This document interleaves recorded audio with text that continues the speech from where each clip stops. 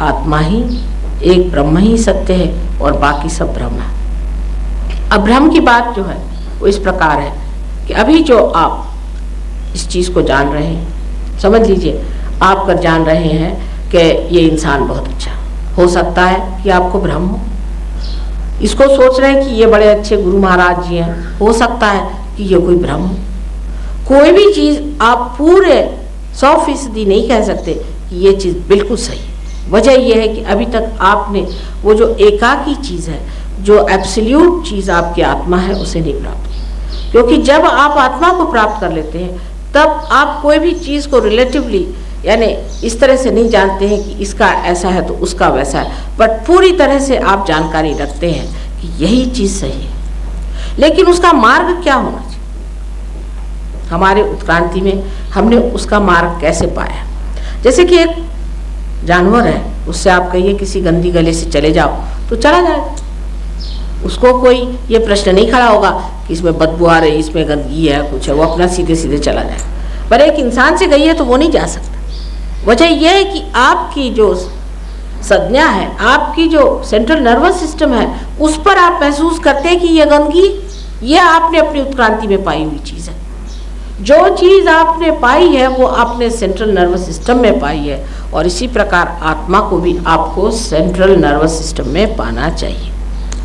नहीं तो अपने ही को लोग कहे हम बड़े हैं, हमने पा लिया है, हम पहुँचे हुए हैं, हम पार हैं, इस तरह से अपने कोई सर्टिफिकेट कोई दे दे तो वो मानने की बात है। लेकिन जब कोई चीज़ ऐसी हो जाती तो उसकी शक्तियाँ भी प्राप्त होनी चाहिए। माने ये कि अगर कोई कहे कि मैं गवर्नर हूँ तो उसके पास अपनी शक्ति होती है गवर्नरशिप की। इसी प्रकार जब अपनी आत्मा को आप प्राप्त होते हैं तो उस आत्मा की शक्ति को आप प्राप्त होते हैं। अगर उस शक्ति को आप अपने सेंट्रल नर्वस सिस्टम, फिर मैं कहूँ अगर प्राप्त नहीं कर सकते, सिर्फ दिमागी जमा खर्च है, तो वो शक्ति नहीं। माने सबसे पहले आपको सामूहिक चेतना प्राप्त होती है। सामूहिक चेतना, इसे कि कलेक्टिव कॉन्शियसनेस कहते हैं, जिसमें आप दूसरों के चक्रों को जान सकते हैं और अपने भी चक्रों को जान सकते हैं। क्योंकि सबसे पहले तो आप अपने ही को प्राप्त होते हैं, अपनी आत्मा को प्राप्त होते हैं। इसको कहते हैं सेल्फ रियलाइजेशन, माने अपने सेल्फी को आप जानते हैं कि आपके अंदर क्या दोष है। दूसरी चीज़ है आप अपने उंगलियों के इशारों पर जान सकते हैं कि दूसरों में क्या दोष है।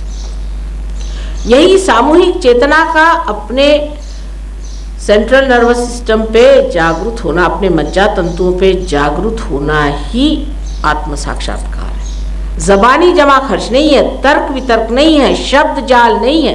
किसी का कुछ कह देना कि तुम ये योगानंद हो गए, भोगानंद हो गए, उससे नहीं होता है। कोई सर्टिफिकेट से नहीं होता। यह अंतर योग है, ये क्रिया जीवंत क्रिया है, जीवंत शक्ति की क्रिया है, जो जीवंत मनुष्य में होती है और जो उसमें पूरी तरह से का उसका प्रत्यय देती है, उसका प्रमाण देती है। किंतु हम लोग कोई भी बाह्य चीजों में पहले लिपट जाते हैं। ये एक अंदर से होने वाली घटना है। अब जैसे बहुत से लोग हैं कहते हैं कि गेरुआ वस्त्र पहनना चाहिए, गेरुआ वस्त्र पहनने से आप सन्यासी हो जाए। बाह्य के 2 रुपए में अगर कपड़ा आप रंगा ले तो क्या आप सन्यासी हो जाए?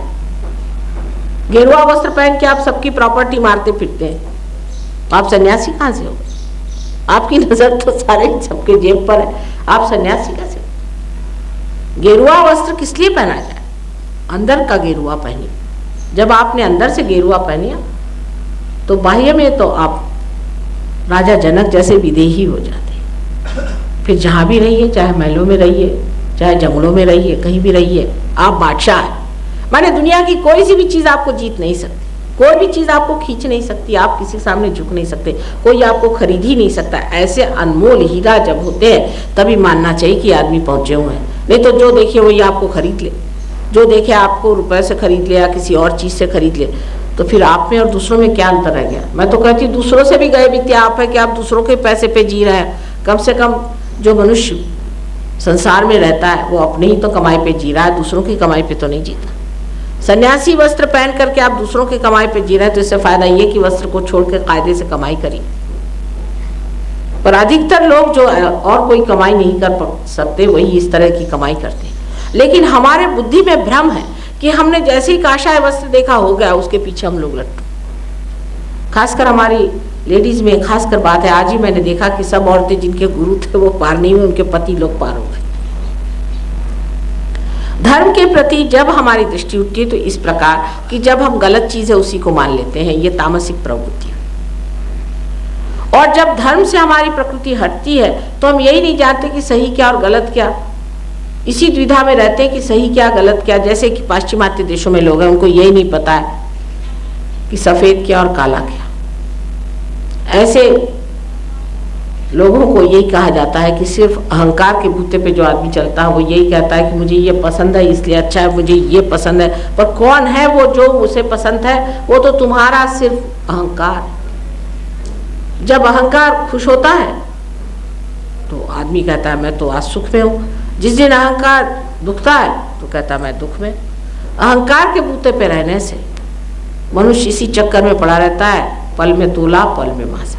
लेकिन जब आप अपने आत्मा पर आ जाते हैं तो आत्मा सत्य स्वरूप तो है ही, लेकिन ये आनंद स्वरूप भी, यही आनंददायक है। और आनंद किसी से नहीं प्राप्त हो सकता। अगर कोई कहे कि मेरे पति अच्छे नहीं हैं, मेरी पत्नी अच्छी नहीं, मेरे बाप अच्छे नहीं, मेरी माँ अच्छी नहीं, इसलिए मैं दुखी हूँ या समाज के कारण मैं दुखी हूँ, तो जान लेना चाहिए इसलिए आप दुखी नहीं हैं, आपने वो स्रोत पाया नहीं जिससे कि आनंद मिलता है। वो है आपका आत्मा जो आप ही के अंदर निहित है। इस आत्मा को प्राप्त करना चाहिए जिसके अंदर सुख दुख की द्विधाएं नहीं, जो सिर्फ निरानंद, उस निरानंद को प्राप्त करना चाहिए।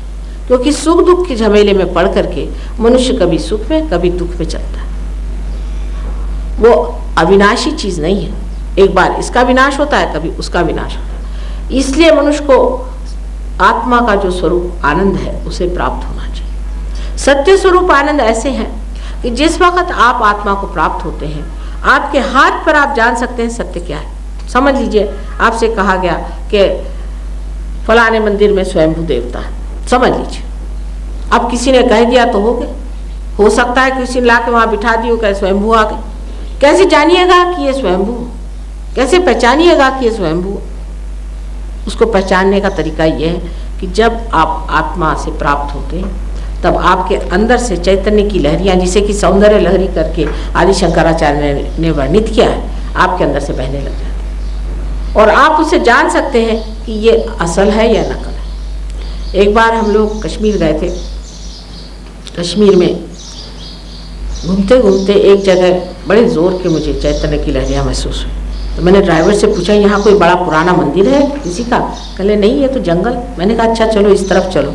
रास्ते से गुजरते गुजरते आगे गए तो कुछ गरीब मुसलमानों की झोपड़ियाँ ओपड़ियाँ दिखाई। तो उनसे पूछा भाई यहाँ कोई मंदिर है? तो नहीं, कह ले यहाँ एक चीज़ है, हजरत बल। मैंने कहा अच्छा। मोहम्मद साहब का एक बाल वहाँ रखा हुआ था, 5 मील दूरी पर उसको मैंने पकड़ा। अब ये मुसलमान भी नहीं जानते जो उसके लिए लड़ते हैं। नमाज पूरा कुंडलिनी का जागरण है। मोहम्मद साहब का वर्णन अपने शास्त्रों में महामेधा करके, लेकिन ये मुसलमान क्या जाने और हिंदू क्या जाने, जब तक आत्मा को प्राप्त हम नहीं करेंगे तब न हम न कृष्ण को जाने और न ही हमने राम को जाना। जब वो अकबर की बात करते हैं तो श्री कृष्ण की बात करते हैं, विराट की। क्या हम जानते हैं कि उनका और उनका बड़ा घनिष्ठ संबंध है? ईसा मसीह ने साफ कहा था कि those who are not against me are with me. ये लोग कौन है? ईसाई लोग कभी इस बात को सोच भी नहीं सकते कि साक्षात महाविष्णु ही, जिनका वर्णन देवी महात्म्य में आता है, शायद बहुत कम लोगों ने पढ़ा होगा, वही साक्षात जीसस क्राइस्ट थे।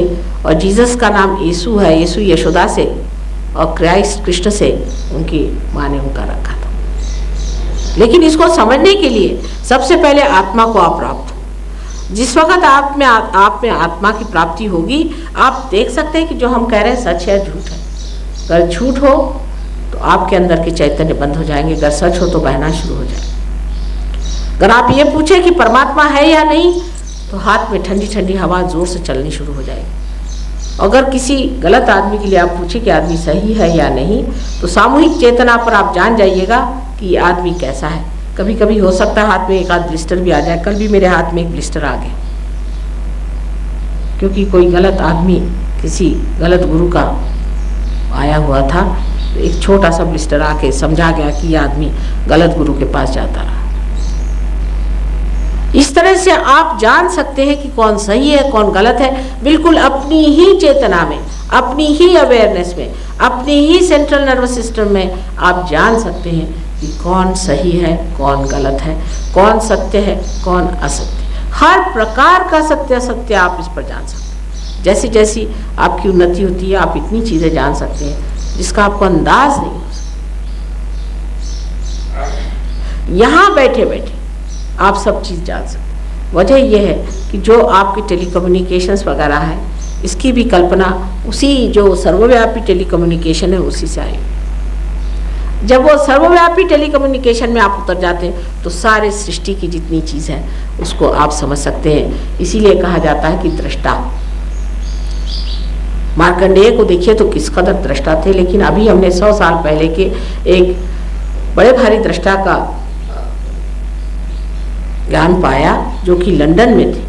उनका नाम था विलियम ब्लेक। उन्होंने सहयोग के बारे में इतनी गहरी बातें लिख छोड़ी हुई हैं 100 साल पहले कि लंदन में ये कहाँ होगा, इसके स्कूल कहाँ होगा, इसका कॉलेज कहाँ होगा, इसका आश्रम कहाँ होगा, मेरा घर कहाँ होगा, मैं कहाँ रहूंगी पहले, फिर उसके बाद कहाँ जाकर।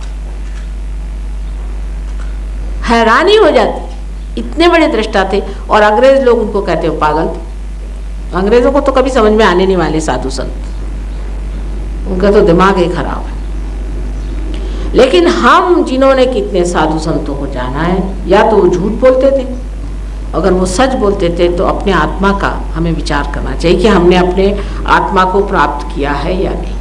ये शब्द जाल नहीं होना चाहिए। अगर कोई आकर के आपके सामने शब्द जाल फैलाता है, बातचीत करता है, मनोरंजन आपका करता है, तो आप उसी से खुश हो जाते हैं। इस तरह से आप अपनी जो आध्यात्मिक दृष्टि है उसको कितनी छोटी कर लेते हैं। आध्यात्मिक दृष्टि वहाँ तक रखनी चाहिए जहाँ तक आत्मा का स्थान है। जब तक हमने आत्मा को प्राप्त किया नहीं तब तक हमारी आध्यात्मिक तृष्णा कभी भी तृप्त नहीं हो सकती। इसके लिए आपके रीढ़ की हड्डी के सबसे नीचे के हिस्से में, जिसे हम लोग सेक्रम बोन कहते हैं, उसके अंदर त्रिकोणाकार अस्थि में कुंडलिनी नाम की शक्ति है। ये शक्ति 3.5 वलय में है, कुंडलों में है, इसलिए से कुंडलिनी कहते हैं।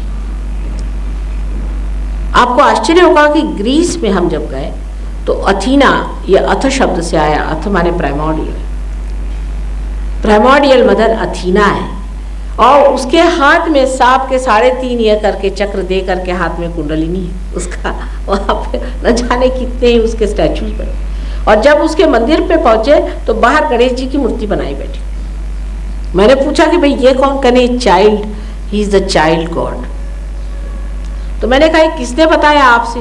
कहने हिंदुस्तानियों ने बताया। मैंने कहा कब? जब अलेक्जेंडर आया था तब? नहीं, अलेक्जेंडर तो बहुत बाद में गए थे, हजारों वर्ष पूर्व हमारा हिंदुस्तानियों से संबंध रहा। उन्होंने तो उस चीज को जोड़ लिया और हमको यही नहीं मालूम कि कुंडलिनी क्या चीज। इतना ही नहीं, आपको आश्चर्य होगा कि उसकी जो सीढ़ियां हैं वो भी उन्होंने कहा ये 3.5 है। मैंने कहा क्यों? कहले अथीना की जो शक्ति है वो 3.5 राउंड्स में है, और अगर इस राउंड्स को आप पूरा करेगा तो ये सारी पृथ्वी पर चली जाएगी।